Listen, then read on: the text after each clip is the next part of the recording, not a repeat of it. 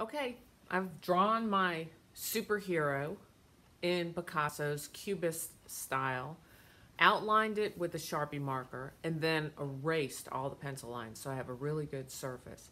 So now it's time to start coloring it. You can use a combination of markers and colored pencils. You make decisions about what's appropriate. Like I'm thinking in comic book style, which is pretty much what all this is. We think of it now in the 21st century mostly as film productions, but let's face it, all of these have come from comic book roots. And in comic book style, the colors are very flat and very intense and sort of primary like, so the greens are greens, purples are purples, blues are blues, reds are reds. You don't get these different values in there, except in some places, mainly because that's the printing of those comic books. So when we look at these, we have that sort of thought process in mind. We still want to keep the integrity of the superhero in the comic books, but we also want to get that Cubist Picasso in there. So we have to do double duty and think about it. What I want you to think about in the colors is where you're going to put certain colors. So let me explain some of that to you.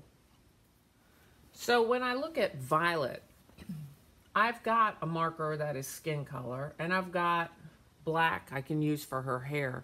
But let's face it, her name is Violet, and she does have a lot of purple tones to her hair. So I can use my purple marker to maybe in for some of these highlights or streaks in her hair. I've got black for the markers. She has blue eyes, red outfit, yellow eye on her outfit. Now, this sphere is a whole nother issue. It's definitely purple, and it tends to make this glove look a little bit purple too. But it's got darker on the outside and lighter on the inside. So I'm thinking that this sphere is going to be a really good place for me to use colored pencil. Then I can get it darker on the outside and lighter on the inside, and then marker on the rest. Now, the issue too is going to be the background. We don't want to just leave the background white. It looks unfinished. So I'm going to do a little bit of research and think about my background. So some backgrounds to think about. Here's Spider-Man, and a good background for him I would think would be a spider web or a big city. We know he's in a big metropolitan city. This is a great idea. It's subtle, and it also contrasts with Spider-Man, so it doesn't compete with him for our attention. Here's another one that I found. Wouldn't it be nice if you did your buildings on a diagonal format while Spider-Man was vertical in your picture? So if anybody did Spider-Man, that's what I would do. I might, use these buildings, but put them on a diagonal format. So remember, it's Cubist, and it's also comic books. So pretty much anything goes there. All right, so here we have Captain America. And he's not going to have the same background as Spider-Man. But, of course, he's got this American flag. This was a nice picture I found because you don't have to do the whole entire flag. This one, let's face it, only has 3.5 stars and the indication of some stripes in the background. And it totally emphasizes his character.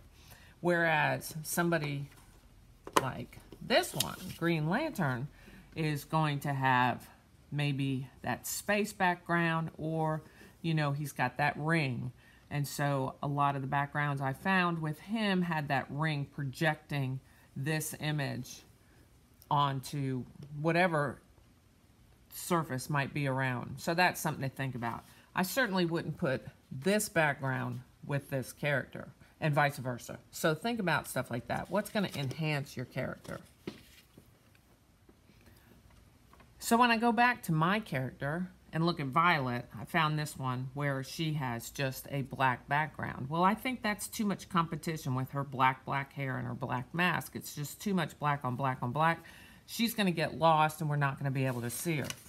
So then I also found this, which of course is the whole family of Incredibles, but I like that background better. Just that splash of warm yellow, because there's really no yellow in her character in the background, and I can work a little bit of orange around the outside to make her look, let's face it, incredible.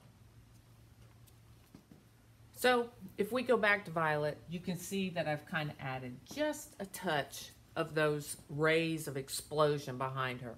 I'm going to give her a strong yellow on the interior of this sort of explosion, and then that orange on the background, which I think will contrast really well with the black and the violet that's all going to be inside of her when I color it. Like I said, we're going to use markers and colored pencils. Think about some places that have a variety of values, like mine's going to be this sphere where I'm going to use that colored pencil and use a variety of values in there. Use good marker technique, and we'll show you about that. So just to remind you about the coloring, if we look at Violet's eye with her mask on there, I'm going to use black for the mask. Remember that when you use Crayola markers, they are tapered and come to a point. So on the point or the tip, you can get some nice thin coloring. But when you hold it flat on its side, it's going to give you those nice broad strokes that you're going to want. So that's what I'm going to do here. I'm going to use that in the large spaces so I have that nice outline first. I'm going to outline that whole shape on Violet's mask. And remember, if there's a place where it would be hard or I can't control the marker, then turn your paper. So if I turn the paper around, then I can get a nice clean line right down here by her eye, and I can continue around the rest of her mask. This is going to be a place where I'm going to use the tip of my marker. I'm not going to try to get down into that little tiny place with that big broad stroke on the marker, and then I can continue.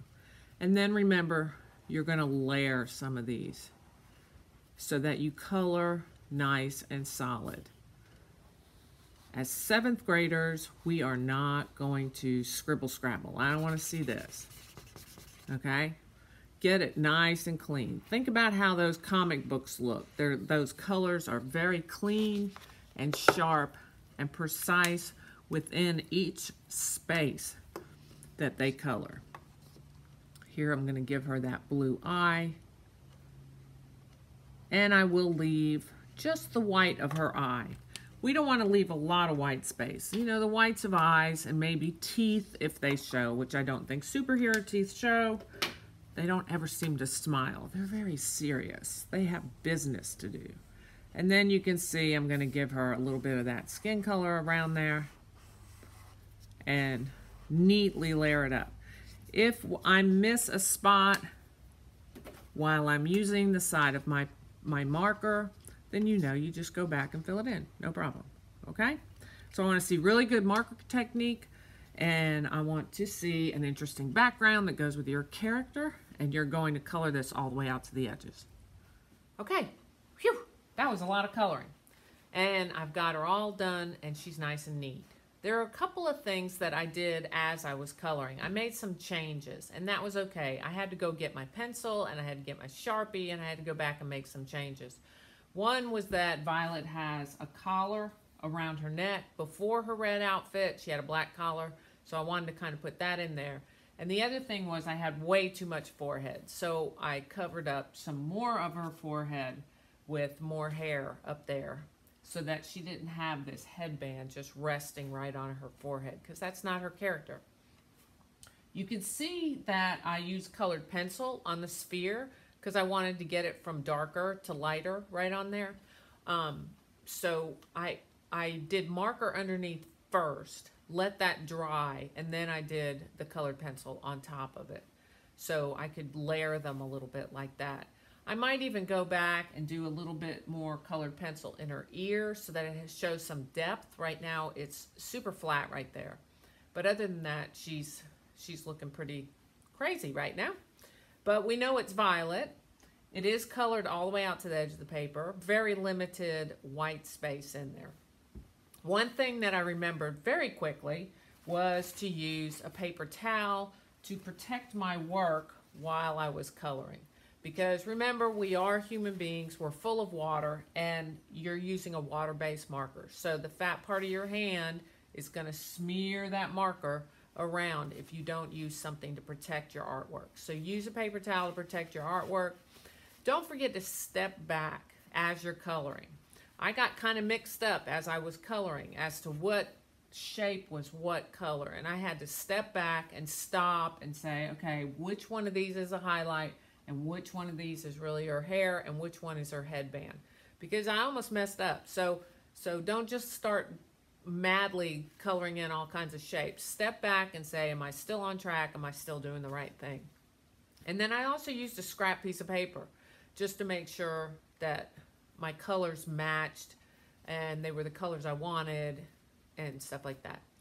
So have fun with this. These are going to be really good. Your drawings look fabulous, so when you color them up, they're going to look even better. Can't wait to see them. Bye-bye.